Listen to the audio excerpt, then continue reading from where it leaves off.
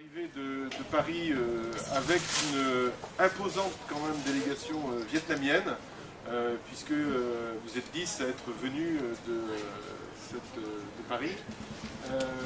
Nam va présenter les représentants de cette petite communauté venue à Rennes. Et puis on va pouvoir donner aussi la parole à Alain. Peut-être commencer par toi, parce que je sais que tu as une réunion dans vraiment très peu de temps. Je laisse la parole à Alain.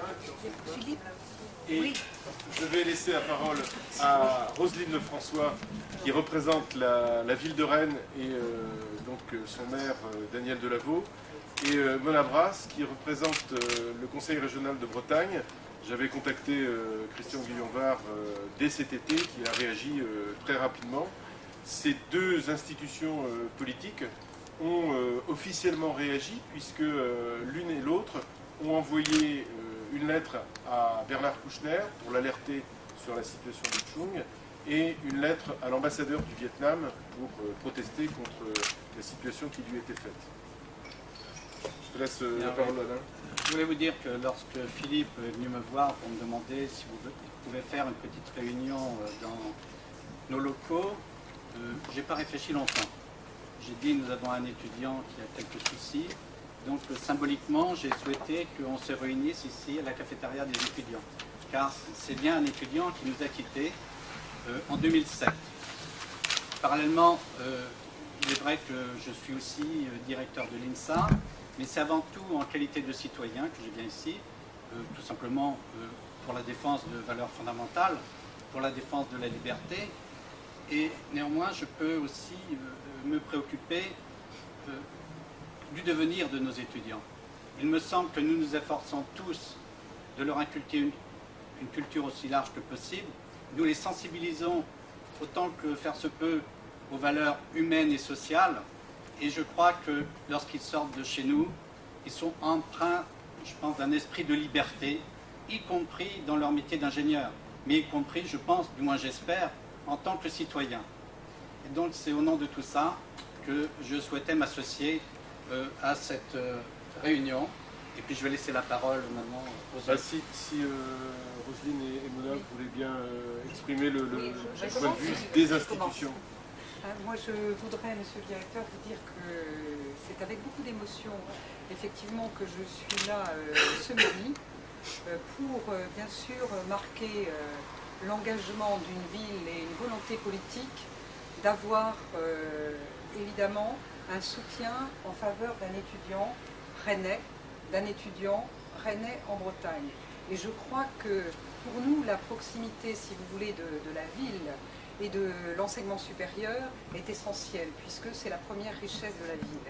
Et quand on forme des étudiants, quand il est question de formation, évidemment, on le prépare à une intégration en tant que citoyen. Et qui dit citoyen, dit droit et devoir. Droit et devoir, qu'est-ce qu'on peut lui reprocher à Trung? On lui reproche d'avoir voulu déstabiliser le régime au Vietnam. Je crois que, bien sûr, sans s'immiscer dans le fonctionnement effectivement du Vietnam, dans le fonctionnement évidemment du pays, il est essentiel d'avoir des nouvelles, il est essentiel d'avoir des informations sur ce qui lui est reproché. Parce que vouloir une plus grande démocratie, vouloir évidemment participer à la liberté d'expression, ce n'est que bien sûr une approbation de notre part. On ne peut qu'être ravi que des jeunes s'engagent et militent pour qu'une société évolue. Donc je pense que là-dessus, nous avions tout à fait un devoir d'être présents ce midi.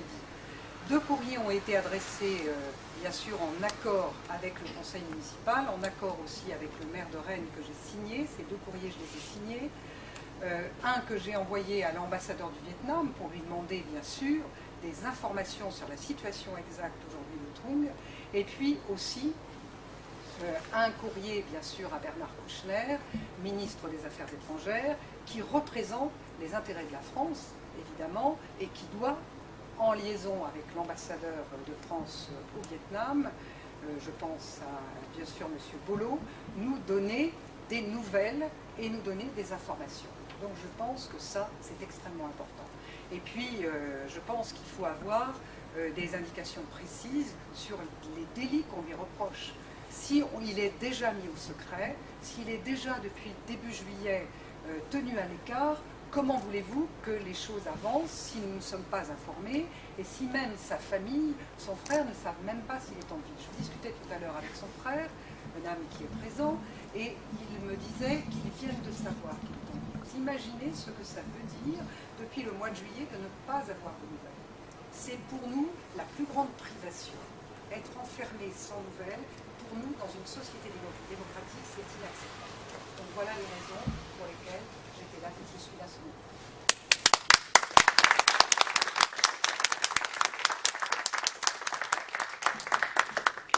Bonjour à tous, Mona Brasse, donc je représente Christian Guillon-Var habituellement, vice-président aux affaires internationales qui s'occupe du cas justement de Tien Trung depuis qu'on était informé. Le conseil régional qui effectivement, comme la ville de Rennes, a écrit également à M. Kouchner, à ministre des Affaires étrangères et à l'ambassadeur du Vietnam en France. Nous attendons la réponse à ce jour. Et ce que je tenais à souligner, moi, c'était quand même en ce mois d'octobre, le Vietnam préside la commission de sécurité de l'ONU, ce qui n'est pas rien. À ce titre, elle est responsable, il est responsable en tant qu'État de la stricte observation des fondamentaux de l'ONU, donc des droits de l'homme qui sont universels.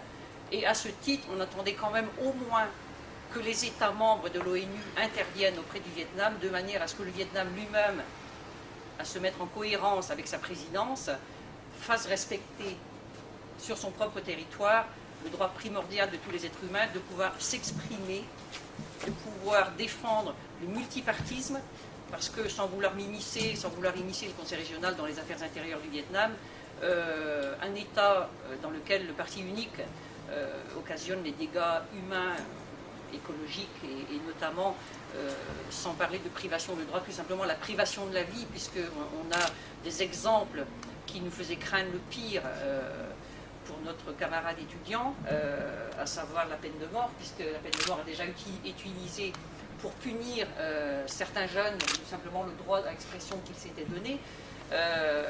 Le fait que Trong Thien soit vietnamien, il a fait ses études en Bretagne, il est breton de cœur, il a passé 5 ans avec nous. Il est arrivé en France, la patrie des droits de l'homme, il est arrivé en Bretagne, où on a quand même, on va dire, une certaine culture de la résistance, hein, puisque mai 68, les manifs anti-CPE sont quand même nés ici, dans un terreau très approprié, à résister au totalitarisme et à défendre la démocratie jusqu'au bout.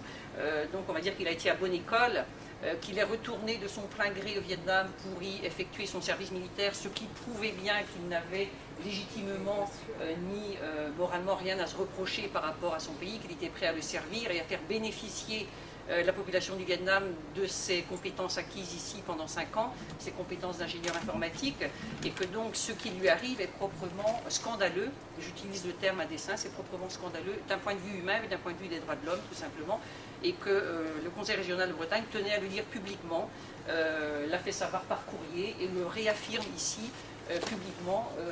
Nous continuerons à réclamer non seulement les informations, mais également la libération de Tien Trung, de manière à ce qu'il puisse retrouver sa liberté et de manière aussi à ce qu'à travers son exemple, d'autres dont on ne connaît pas les identités, mais qui sont aussi emprisonnés pour avoir osé exprimer le droit à la différence et exprimer des idées tout simplement de liberté, puissent aussi être libérés dans un courant qu'on espère venir, un courant de démocratisation du système politique en place au Vietnam. Merci.